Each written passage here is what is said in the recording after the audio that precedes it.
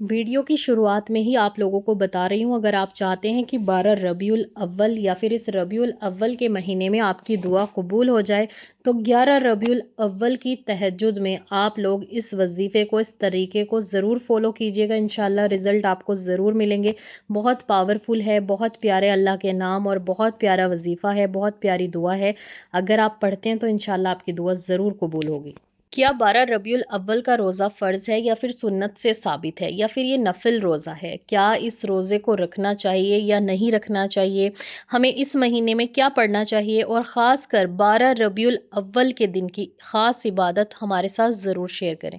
बहुत सारे डीएम्स आ रहे थे, तो मैं आप लोगों के साथ प्रॉपर डिटेल में ये वीडियो बना रही हूँ। आज 7 रबीउल अव्वल है, इंशाल्लाह 5 दिन के बाद 12 रबीउल अव्वल होगी। आप सब ने मुझे भी अपनी दुआओं में याद रखना है और आप सब मेरी दुआओं में हैं। अस्सलाम वालेकुम वरहमतुल्लाहि वबरकातुहू। अल्लाह पाक इस बाबरकत महीने के सदक़े में आप सब की और मेरी मग़फ़िरत फ़रमाए, आमीन सुम्मा आमीन। तो सबसे पहले तो आप ये ध्यान में रखें कि ये 12 रबीउल अव्वल का बाबरकत महीना वही महीना है जिसमें पैगम्बर रहमत रहमतुल लिल आलमीन नबी करीम मोहम्मद सल्लल्लाहु अलैहि वसल्लम की विलादत यानी कि पैदाइश भी हुई, और हमारे प्यारे नबी सल्लल्लाहु अलैहि वसल्लम की वफ़ात यानी कि इस दुनिया से जाना, पर्दा फरमाना भी हुआ। इसी दिन दोनों चीज़ें हैं और ये महीना इसीलिए बहुत ख़ास है, बहुत रहमतों और बरकतों वाला है। और इसमें हमें वही अमल करने चाहिए जो मुस्तहब अमाल हो, ठीक है ना। ज़्यादा से ज़्यादा दुरूद पाक पढ़ना चाहिए, चाहे आप यहाँ पर छोटा दुरूद पढ़ें, दुरूद इब्राहीम पढ़ें, कुछ भी पढ़ें। आपको पीरियड्स आए हैं तब भी आप दुरूद शरीफ ज़रूर पढ़ें, क्योंकि दुरूद पाक और इस्तग़फ़ार पीरियड्स में पढ़ा जा सकता है। नंबर 2, कुरान पाक की तिलावत करें, जितना भी आप पढ़ सकें। रोज़ाना कुरान शरीफ खोलें, रोज़ाना कुरान शरीफ की तिलावत करें। नंबर 3, आप 12 रबीउल अव्वल का रोज़ा भी रख सकते हैं, लेकिन ये नफ़िल रोज़ा है, ना तो हमारे ऊपर फ़र्ज़ है, ना वाजिब है और ना ही किसी सुन्नत से साबित है, क्योंकि इस दिन हमारे प्यारे नबी सल्लल्लाहु अलैहि वसल्लम ने रोज़ा नहीं रखा। लेकिन हाँ, अगर 12 रबीउल अव्वल का रोज़ा पीर के दिन आ जाता है तो फिर ये सुन्नत भी हो सकता है, क्योंकि हमारे नबी करीम सल्लल्लाहु अलैहि वसल्लम पीर का रोज़ा रखा करते थे, क्योंकि इस दिन आपकी पैदाइश हुई थी, क्योंकि इस दिन आप सल्लल्लाहु अलैहि वसल्लम दुनिया में तशरीफ़ लेकर आए थे। लेकिन अगर उस दिन पीर ना हो तब भी आप नफ़िल समझकर नफ़िल रोज़ा रख सकते हैं। और गरीबों की मदद करें, सदका दें। जितना आप सदका देना चाहते हैं उतना सदका दे सकते हैं। और सीरतुन नबी को भी फॉलो कर सकते हैं, जैसे मोहब्बत, अमन, चैन, सुकून फैलाना और लोगों पर रहम फरमाना। इसी तरीके से मेरे पास एक रिक्वेस्ट आई थी मदरसे की, जो ज़िला मुज़फ़्फ़रनगर आदमपुर में मौजूद है।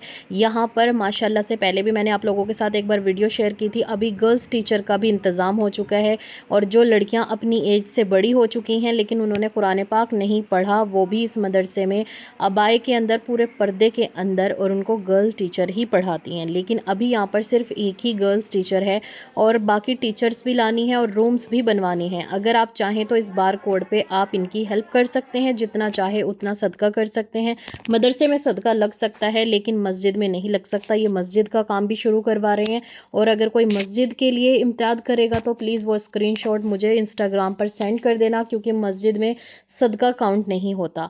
बाकी मदरसे के लिए आप सदका, ज़कात या फिर जो भी आप देना चाहते हैं अल्लाह के नाम पे, 12 रबीउल अव्वल के दिन आप सदका करना चाहते हैं नबी करीम सल्लल्लाहु अलैहि वसल्लम के नाम पे, तो आप दे सकते हैं, इस मदरसे की हेल्प कर सकते हैं। क्योंकि दूसरों की मदद करना, दूसरों पर रहम करना, ये हमारे प्यारे नबी सल्लल्लाहु अलैहि वसल्लम की सीरत में से भी है। क्योंकि देखें, आजकल आप सब जानते हैं इंडिया में वैसे भी मदरसे और मस्जिदें कोई बनवाने नहीं दे रहा। जो पहले से चल रहे हैं उनको इतना अच्छा कर लिया जाए कि उनके पास रीज़न ही ना हो तोड़ने का। यहाँ पे इंग्लिश क्लासेस, कंप्यूटर क्लासेस और बाकी आने वाले फ्यूचर में कुछ टेक्निकल चीज़ें भी बच्चों को सिखाई जाएंगी, ताकि वो इंडिपेंडेंट बन सकें। तो हमें ऐसे मदरसे और मस्जिदों की ज़रूर सपोर्ट करनी चाहिए, क्योंकि इंडिया में वैसे भी इजाज़त नहीं है और बहुत सारे मस्जिदें, मदरसे तोड़े जा रहे हैं। तो इसीलिए बेहतर है जितने ज़्यादा बन सके उतना अच्छा है, ताकि बच्चे दीन से जुड़े रहें। अगर आप चाहें तो आप हेल्प कर सकते हैं, और नहीं करना चाहें तो ये टोटली आपकी चॉइस है। चलिए बात करते हैं सीरतुन नबी की। ये भी हमारे नबी सल्लल्लाहु अलैहि वसल्लम की सीरत है, और हमारे नबी करीम सल्लल्लाहु अलैहि वसल्लम पाबंदी के साथ अपनी नमाज़ें अदा किया करते थे, कुरान शरीफ पढ़ा करते थे और दीन को लोगों में फैलाया करते थे। तो इस वीडियो को उन लोगों के साथ ज़रूर शेयर करें جن لوگوں کو نہیں پتہ کہ ربیع الاول میں ہمیں کیا پڑھنا چاہیے۔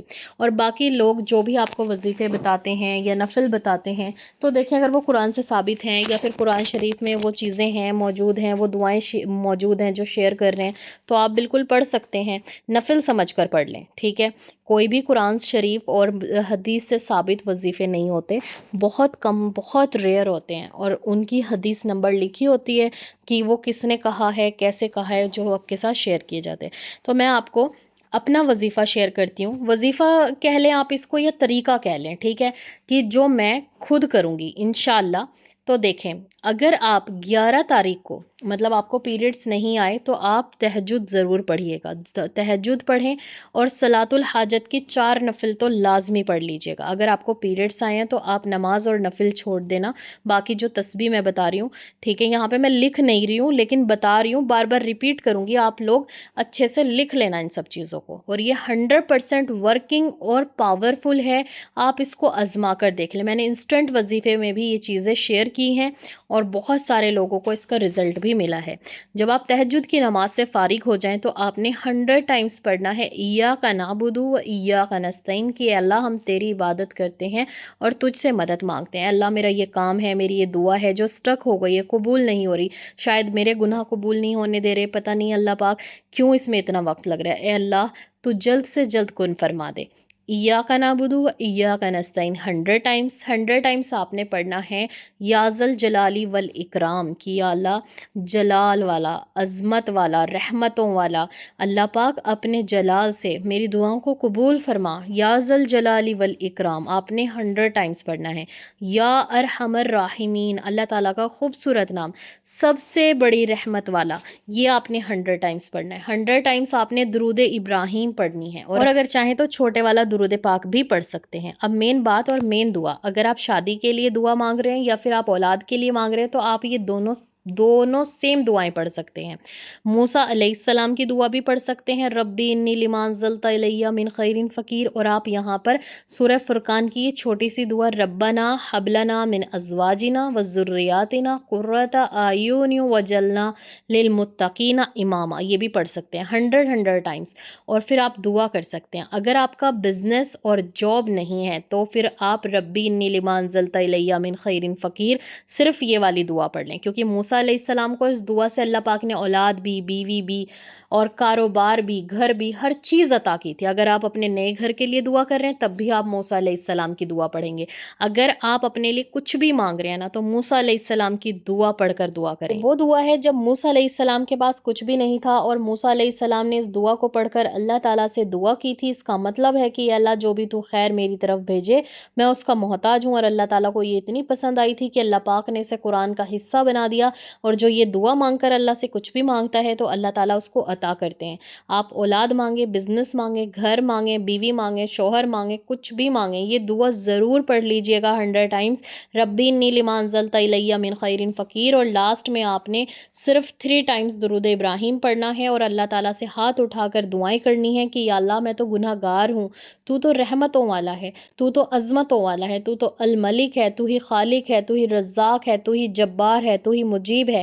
اللہ تعالیٰ کے پیارے ناموں کا ترانہ پیش کرنا ہے، یعنی کہ کوئی بھی جو بھی نام آپ کو یاد ہے اللہ تعالیٰ کے نام پڑھتے جائیں، اللہ کی تعریفیں کرتے جائیں کہ اللہ تو ہی رحمتوں والا ہے، تو رحمان ہے، اللہ پاک تو ہی سب کچھ عطا کر سکتا ہے، اللہ میں بہت پریشان ہوں، اللہ آج تو تیرے پیارے محبوب محمد مصطفیٰ صلی اللہ علیہ وآلہ وسلم کی پیدائش کا اور اتنا مبارک دن ہے، اللہ پاک آج تو میری دعا کو قبول فرما لے، اور اس نبی کریم صلی اللہ علیہ وآلہ وسلم کے صدقے میں دعا مانگیں۔ ہاں اب کچھ کمنٹس آئیں گے کہ صدقے میں مانگنا غلط ہے، صدقے میں مانگنا بالکل جائز ہے، آپ کسی کا وسیلہ نہیں بنا سکتے اللہ تعالیٰ کے آگے کہ تجھے اس کا وسیلہ، تجھے اس کا واسطہ، لیکن اللہ تعالیٰ کو واسطہ نہیں دے سکتے، لیکن اس کے محبوب کے صدقے میں ضرور مانگ سکتے ہیں۔